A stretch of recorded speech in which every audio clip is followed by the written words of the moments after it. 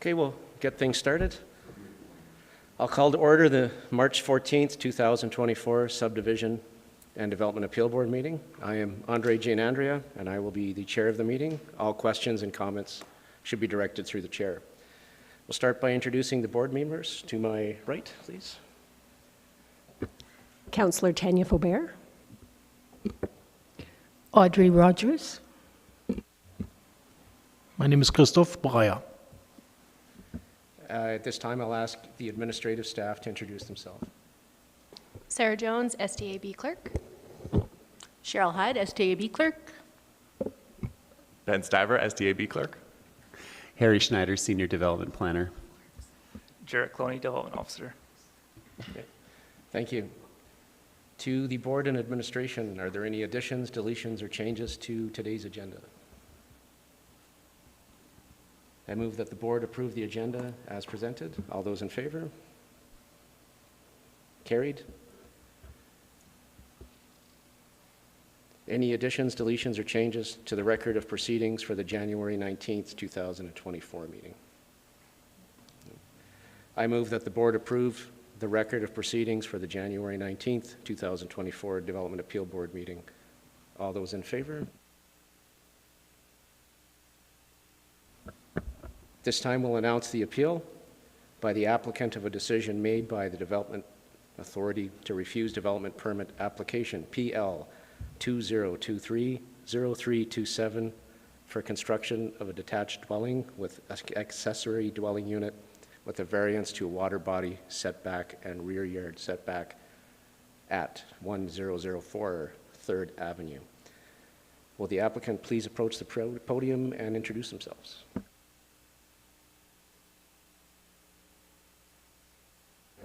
Hello. Can you? Thank you so much, Cheryl. Thank you. Good afternoon, everyone. Nice to see everyone. Almost some new faces. My name's Alistair Russell from Russell & Russell Design Studios, and I'm here representing the owners, Jenna and Gibson Rents, who have lived there for a couple of years now and plan to make that their forever home. Thank you. Do you have any objection to any of the board members hearing your appeal today? No. Applicant having no objection, will it please? Does anyone in the audience affected by this appeal object to the present board members hearing this appeal?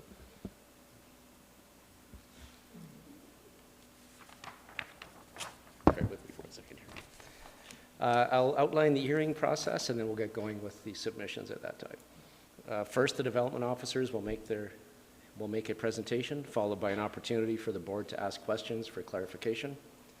The applicant will speak to their appeal, followed by an opportunity for the board members to ask questions for clarification. I will invite those in the audience speaking in favor of the appeal to approach the podium, followed by those speaking in opposition, and finally, those speaking neither in favor nor opposition. After the verbal submissions have been received, I will ask the clerk to read the names of those who provided written submissions, identifying those in favor, those opposed, and those neither in favor or opposed. After all presentations have been heard, we may call a short recess. After reconvening, there'll be an opportunity for the board members to ask additional questions for clarification. Any person who presented will then be given an opportunity to ask questions for clarification through the chair or other persons who have presented.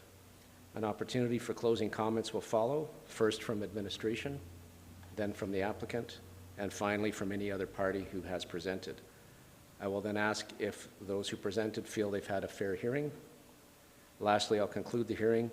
The board will meet in a closed session to review the evidence presented and provide a written decision with 15 days of the hearing as per legislation.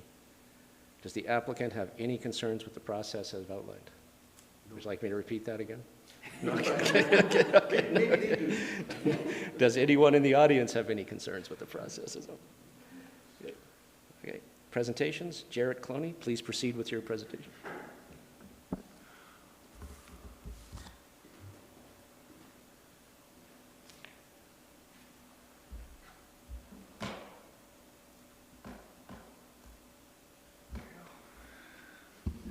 Can you guys hear me okay? Perfect. As mentioned, my name is Jarrett Cloney. I'm the development officer for this development permit. Today we're looking at PL 2023-0327, 1004 3rd Avenue. So a high-level synopsis of the file in question. The proposed development is a redevelopment of an existing site from a detached dwelling to a detached dwelling with an ADU. As part of the proposed development, there are several variances that are outside the development authority's ability to approve. These include variances to the rear yard setback as well as the water body setback. We'll get into these in greater detail. And so as a result, it was brought to the SDAB for review. There are other variances that are within the development authority's ability to approve, and I will also touch on those further into the presentation. As mentioned, 1004 3rd Avenue, as highlighted in the red box there, we have Spring Creek to the right and residential developments to the north, south, and west. Next, I have a couple of profile views of each side of the subject site. So this is the front yard facing the existing dwelling, facing east. We have the side yard to the south, side yard to the north, all facing east. And this is the back elevation from the standing on Spring Creek looking west. And you can see the existing dwelling there. So as mentioned, there's an existing dwelling currently on site. This existing dwelling was built in compliance with the previously approved building permit. As a result, the north side yard, as well as the rear yard and the water body setback are legally non-conforming. So the house was built as per the previously approved building permit, but given our current land use bylaw has been updated, some of these regulations are no longer compliant, or the house is no longer compliant with those regulations. Next, I'll just touch on very briefly some of the overarching text to consider as part of this review. First, we have consideration for a non-conforming building within the MGA. So as described here, because this is a non-conforming building, we refer to the MGA. The building is not being made to become conforming, nor is it proposed for routine maintenance. So through this process, we can bring the currently non-compliant aspects of the development into compliance with the current land use bylaw. Through a variance, of course, it wouldn't be compliant otherwise. Next, we have sections from the municipal development plan. This concerns the water body setback. As noted here, there is an opportunity to request an environmental impact study. That wasn't considered here, as the extent of nonconformance isn't increasing from what's already present on site, so the building footprint isn't growing any closer to the rear yard or water body setbacks, and as a result, that wasn't included in the submission of the application. Next here, we have considerations for infill and redevelopment. So as noted, we have an existing dwelling. The proposed use essentially intensifies the use of that space by including an ADU, as there is not one currently on site. Yeah, that's probably enough there. Next, we have consideration to several portions of the land use bylaw. So as mentioned, we have consideration for the rear yard and side yard setbacks, the water body setback, and there are additional variances requested for the maximum site coverage, as well as building outside the building envelope. Each of these will be looked at in greater detail in a moment. First, concerning the water body setback. So as noted by the dotted line, the wavy sort of dotted line as indicated by those red arrows. This is the 15-meter water body setback. So this is including the variance afforded to the development authority in the land use bylaw. The land use bylaw requires 20 meters with the provision of granting up to 15. So the full extent of the water body setback would be an additional 5 meters to the west of that line. So as can be seen, there's a significant portion of the lot that would be contained within this water body setback, making the developable area limited. So as a result, the proposed development includes not expanding the foundation any closer to the water body setback and building the new structure upon it. The 8.96 meters, that is the distance, the closest distance between the water body setback and the proposed development. In a similar vein, we have the rear yard setback, so similar considerations here. The foundation is not proposed to increase in nonconformance. The distance there we're looking at is 3.69 meters between the foundation and property line, and that would be consistent with what's on site currently. Next, we have considerations for building outside the building envelope. So as will be made clear here in a second, what we're looking at is portions of the third-story loft portion of the proposed development that projects outside the building envelope. So this is the front angle view, and then the same projections, just taken from a different angle. We have the backside. From analysis from the supplied plans, the greatest projection outside this building envelope would be 0.56 meters, and that's the eave furthest down in the envelope there, as indicated by the red arrow.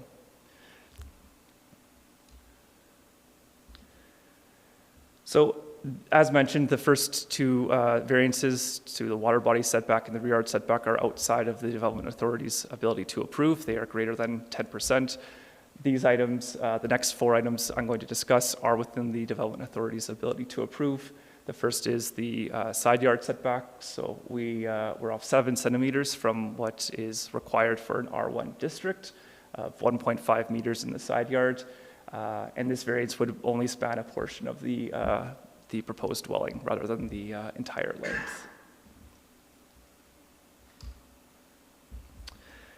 This next piece isn't included as a variance in the proposed Schedule A, and I'll explain why. The proposed dwelling includes pushing the rear yard setback toward the rear yard and the water body. As a result, the proposed eave is 0.61 meters, which would be in compliance with the land use bylaw. However, at present, the eave from the dotted line where you see highlighted in yellow to the rear yard setback is currently greater than 0.61. So all this is to say is if the rear yard setback was pushed back by the subdivision and appeal board, the eave would become compliant as it's consistent with the maximum allowed projections for an eave into a rear yard. The last consideration, so the last variance is to the site coverage. This was considered as part of incorporating an ADU onto site, and this is within 10% of the development authority's ability to approve. As this does provide a community benefit, this was seen as, this would be supported by the department. As a result, the planning department is recommending the approval of PL 2023-0327. A list of conditions is attached in attachment 5 in the staff package. And if anyone has any questions, I'd be happy to answer them. Sorry? Yes.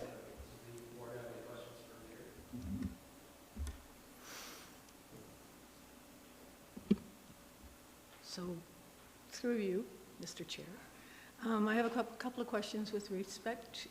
What did you mean by and maybe I didn't hear this correctly, what did you mean by the SDAB pushing the rear yard more forward and the eave line would then be in compliance? Is that what you're saying? Yes. So at present, the rear yard setback is noted by this dotted line here. And as part of this particular variance, the rear yard setback would be pushed to 3.69 meters from the rear yard property line. So if that dotted line was pushed to the right, in line with that corner there of the foundation, the eave projects from that point 0.61 meters toward the rear yard setback. So Presently, it's not compliant because there's more than 0.61 meters between that dotted line representing the eave and the larger other dotted line where those red arrows are representing the rear yard setback. So at present, it's not compliant, but should the SDAB push back the rear yard setback, that eave would become compliant. So what you're saying is if we agree to the rear yard setback, then it would be in compliance? It would, yes, exactly. Thank Yeah. you. Any other questions from the board? Go ahead. Thank you, through the chair. How do I say your last name? Cloney. Cloney. Thank you, Mr. Cloney. Why would this not potentially go to MPC, or not to the Planning Commission for review instead of this process? Well, the variance is requested, so it's my understanding that variances between 11 and 20% would go to the CPC, and both of the variances noted here for the rear yard setback and the water body setback are in excess of that. So they wouldn't have the ability to prove this either. Thank you. Yeah. Just for clarity, so this is just a jurisdictional matter because of your realm of authority to approve and the Exactly. proximity to the water, is that? Correct. Okay. Yeah. That's why we're all here today? It is, Okay. yes. All right, thank you. Any further questions from the board? Not at the moment. Thank you, Jared. The applicant may make their presentation now, please. Thanks very much. Can I just leave this on? Oh, sure. Right. Yeah. Thanks very much, Janet, for your presentation. I just had a small thing to add to the presentation that, for some reason, it's not included in the land surveyor's site survey. There is actually an existing cantilever. I'm trying to wave this mouse. I don't know. There is actually an existing cantilever along that back wall, and it can be seen in one of the photographs of the building, but I don't think we've got that here. So we are actually, clearly our existing building is significantly into both the water body setback as well as the rear yard setback because of the existing conditions.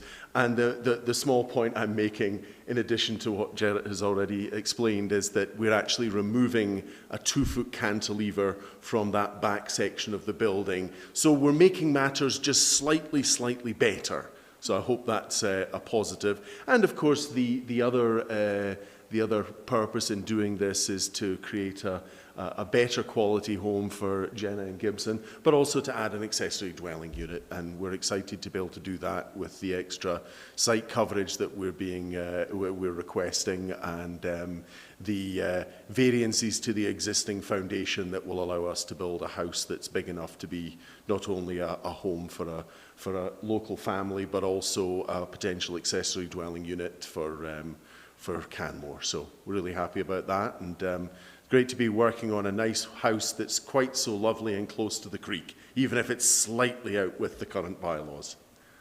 So I think that's our entire presentation. You know, we're trying to build an accessory dwelling unit and a house, and we want to use the existing foundation. And of course, the other minor aspect is that if we can't use the existing foundation, we definitely can't redevelop in that manner. So it would be, you know, something that would stop moving the project forward. Thank you. Board members have any questions for the applicant? I do. Alistair, you mentioned that you want to use the existing foundation. Is there any habitable space within that foundation now? No, it is just a foundation. Is it even a crawl space? There is a crawl space. And for that reason, we're also making some extra effort to get the house out of town to another family as well. So a building mover is planning on sawing it in half and then trying to get it down our narrow street. So we're excited about that prospect too. Okay, so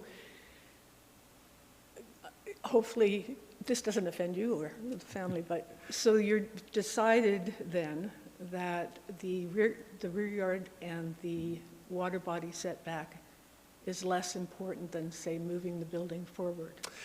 Not really. I think that the reality of where the house is located and the significant setback, the water body setback, means that we really can't develop in just that space of land. The proximity to the creek is definitely an historic situation, and we're just hoping to be able to use that to create another, reasonable sized home in Canmore. It would be definitely tough to be able to redevelop it without going into that setback. And I think the potential alternative solution to the Subdivision Development Appeal Board is, of course, chopping this project into 2 or 3 parts, an addition first and then some renovations.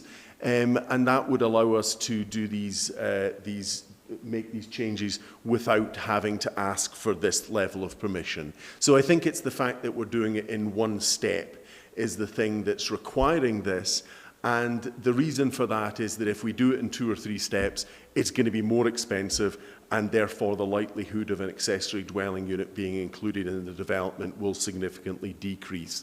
Now, the other interesting thing, Audrey, thank you for reminding me, is that when we first looked at renovating the house and putting an addition on, we had considered leaving that rear wall where it is, but because it's got this cantilever, the cantilever was just messing up our entire planning inside. So we thought, well, it's better to remove that 2-foot cantilever and use the foundation rather than actually having to tear down most of the house and the small amounts that remained reuse. So I think that repurposing the house somewhere else was the more efficient method to achieve that.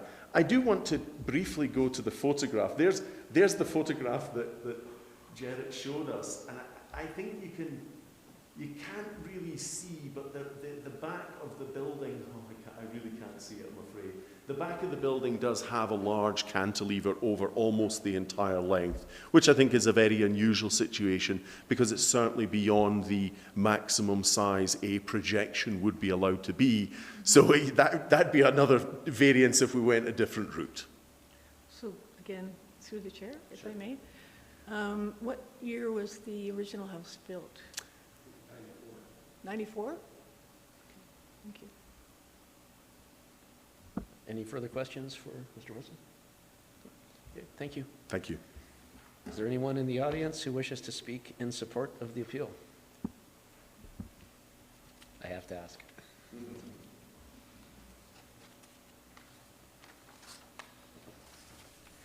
Anyone in the audience who wishes to speak against the appeal?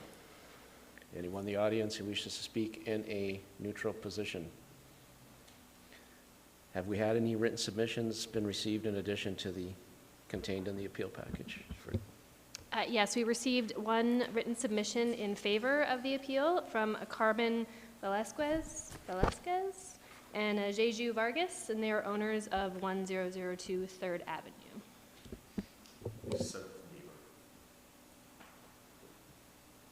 Thank you. Would the board or admin see any reason for a recess at this time? I wouldn't mind 5 minutes. if that's possible. Okay, we have a request for recess. We'll stand in recess for the next 5 minutes. Thanks. How do you do that? You just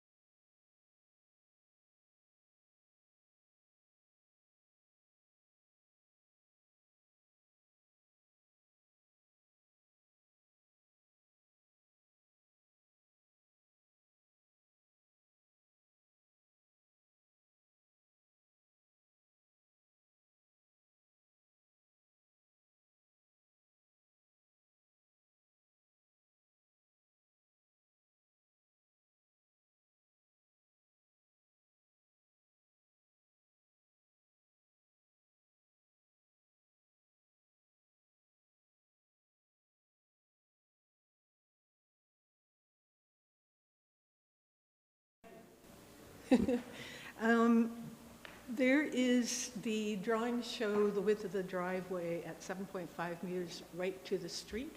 So from the front property line to the street, it's also 7.5. And there's a clause in the bylaw that limits that to 5 meters. Right, and I can hear Alistair about to jump out of his seat. So yeah, typically that is the case. However, with an accessory dwelling unit, that provision does allow to the, It allows the 7.5 meters. right, But when there's another clause in the bylaw that limits, even if there is an ADU, that it limits from the front property line to the street to 5 meters. So it's a potential variance. So I just, perhaps you want to look through the bylaw and just check that out. for me. sure, thank you. Yeah. And I didn't see anything, but I'm not clear. How is the water body being protected during construction?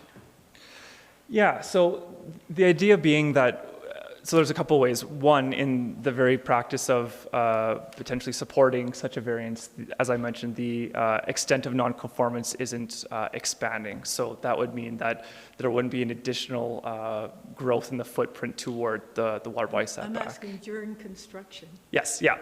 So as part of Because contractors have a tendency to, use up a site, right, Alistair? Sure, fair enough. So a standard condition as part of the conditions proposed for this development is that the contractor engages in and mind you, this is a development permit. We'd be looking at a building permit for this stage. There would be a Okay. construction management plan as Okay. part of the, Perfect. yeah, Okay. and that would be, So that will be a requirement in the, yes, okay. yeah. And I have checked with the engineering team, and that type of consideration would be part of a construction management plan. All right. Yeah. And then the bylaw, do you want to check the bylaw? Yes, if you don't mind, I'll just take I a, don't mind. great, thank you. Okay. I think it's section, I think it's section 2302. 2.0. Any other questions while we're Word min. looking that up? Okay. Bear with us for a minute there.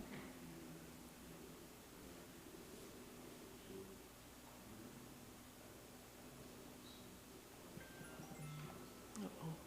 Sorry, I should have turned that off. Not necessarily.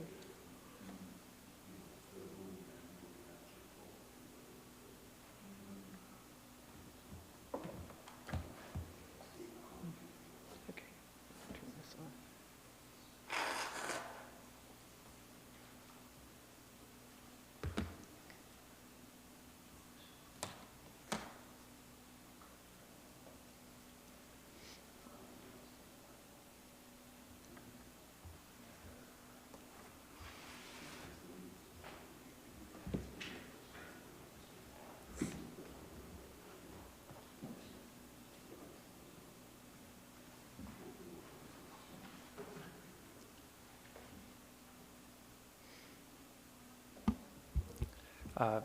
Through the chair, I believe is the quorum.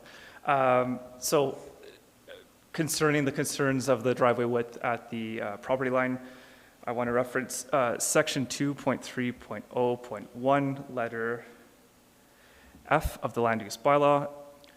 Quote, notwithstanding section 2302, the section you just referenced, where no lane access is present, a driveway for a detached dwelling with a double garage door and an accessory dwelling unit may have a maximum driveway width of 7.5 meters. Okay, so it's just a little bit of a difference then, because the expectation in 2302, Right, it's a little bit of a conflict, I guess, but that's fine. okay, Yeah, Thank you. I'll accept that, thank you. Great, thank you. Okay, thank you, Jared. Any other questions for clarification for administration from the board? Thank you. Does the board have any questions of clarification of the applicant? Any questions for clarification for the appellant? Does the board have questions for any other person? Does any other person who has presented have questions for clarification, or any other presenter? Does the development officer have any closing comments? I do not. Thank you. Does the applicant have any closing comments? No, just thank you for your time. Okay, thank you. Does anyone who made a presentation have any closing comments? For the people who have, persons who have made representations today, do you feel you have had a fair hearing? Yes. Thank you. This hearing is now concluded. As a reminder, the board will meet in closed session to review the evidence presented and provide a written decision within 15 days of this hearing. No decision is binding on the board until it issues a written decision. The clerk will provide a notice of decision to the applicant, following by posting it on the town's website. Move to close the hearing. Meeting adjourned.